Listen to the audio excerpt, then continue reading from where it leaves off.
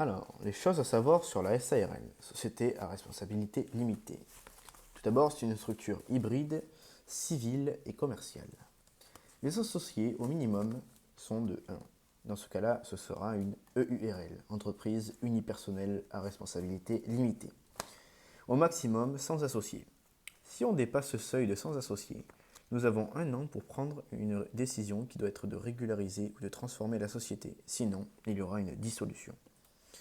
Le capital social minimum, c'est un montant libre, donc en théorie, 1 € suffit. Apport.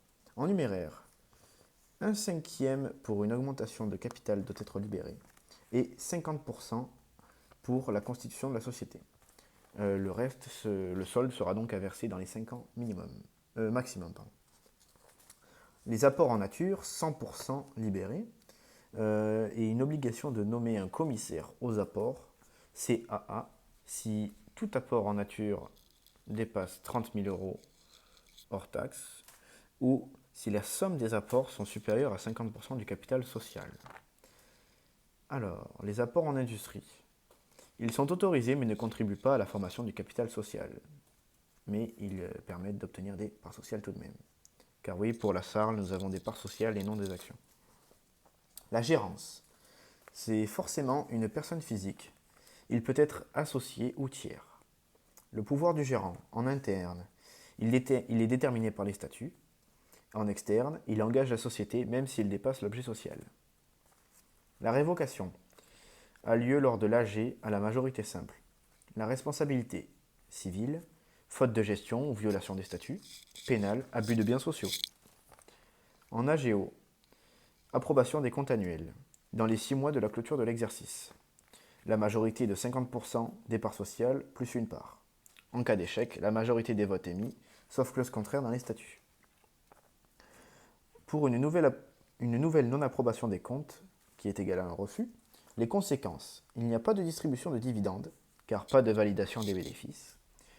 Si le quitus est donc refusé, une sorte de décharge de responsabilité pour sa gestion passée, que les associés sont censés signer et approuver les comptes du dirigeant.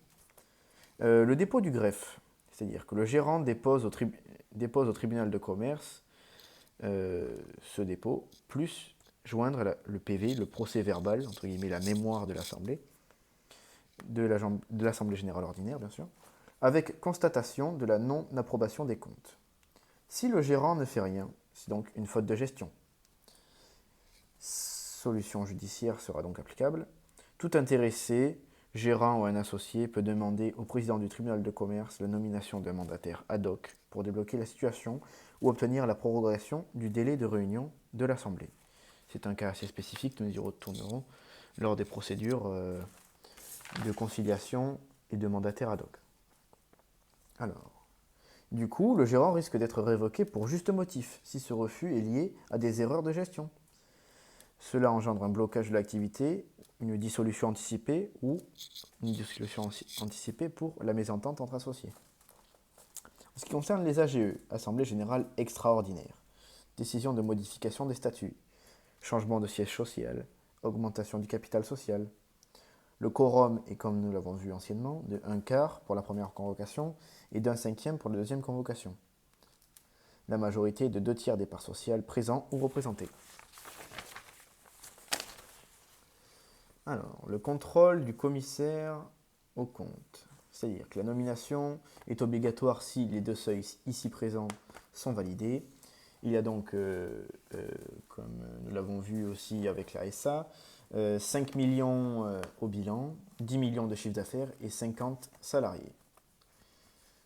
Et plus de 50 salariés. Pour la cession des parts, il peut y avoir un agrément, c'est-à-dire que la cession peut être libre, sauf si les statuts le prévoient, pour les proches, les conjoints, ascendants, descendants ou associés. Auprès d'un tiers, l'agrément est obligatoire. Alors, il doit y avoir, premièrement, pour la cession de parts, la notification du projet à la société. Deuxièmement, il doit y avoir un vote en AG, la majorité des associés représentant la moitié des parts sociales, sauf si les statuts demandent plus.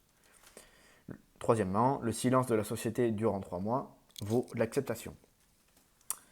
Les conventions réglementées, la procédure de contrôle est a posteriori aussi.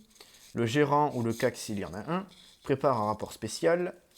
Deuxièmement, il sera présenté à l'Assemblée générale pour le vote de ce rapport. L'intéressé ne prend pas part au vote et ses parts sociales ne sont pas prises en compte. En ce qui concerne plus tard la protection de l'associé, le droit à l'information. Un associé a le droit de poser des questions 2 fois par an sur tout fait menaçant la continuité de l'exploitation. L'expertise de gestion. Les associés représentant 10% du capital social peuvent demander la nomination d'un expert pour faire un rapport sur une opération de gestion suspecte. 10% du capital social. Voilà. Et en ce qui concerne l'abus de majorité, pour finir, c'est-à-dire prendre une décision prise par la majorité qui est contraire à l'intérêt social de la société. Merci.